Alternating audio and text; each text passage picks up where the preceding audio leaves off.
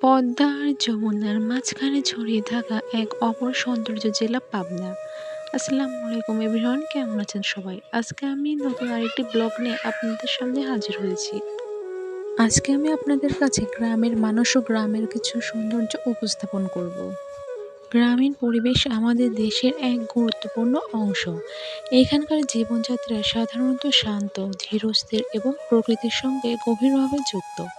মাঠে সবুজ মাঠ, খাল, বিল, গাছপালা এবং খোলা আকাশে গ্রামীণ পরিবেশকে মনোমুগ্ধ করে তোলে। ভোর হলে শহর যখন ঘুমিয়ে থাকে তখন এখানকার কৃষক মাঠে বেরিয়ে পড়ে, মাথায় গামছা, হাতে লাঙল, চোখে ফসল ফলানোর স্বপ্ন। এখানে নারী পুরুষ একসাথে কাজ করে, কেউ বা হাঁস মুরগি পালন করে, কেউ বা গরু ছাগল পালন করে, আবার কেউ বা এখানে মাটির চুলায় রান্না করে। গ্রামের মানুষের জীবন সাধারণত সরল, শান্তিপূর্ণ ও প্রকৃতির সঙ্গে গভীরভাবে যুক্ত।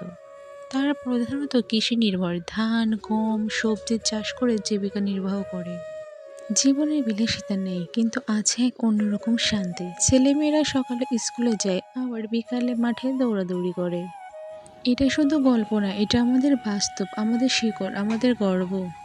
গ্রামের মানুষের জীবনধারা প্রাকৃতিক পরিশ্রমী ও হৃদয়ছোঁয়া।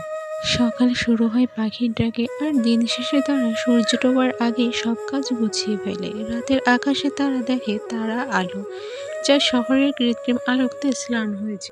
আমরা শহরে থাকি আর উন্নত জীবন চাই, কিন্তু গ্রামের মানুষের জীবন সহজ সরল জীবন। তাদের অনেক কিছু শেখায়: পরিশ্রম, প্রকৃতির সঙ্গে মিলেমিশে থাকা আর ভালোবাসা। ভালো লাগলে লাইক দিন, সাবস্ক্রাইব করুন এবং ভিডিওটি কেমন লাগলো অবশ্যই কমেন্ট করে জানাবেন। আল্লাহ হাফেজ।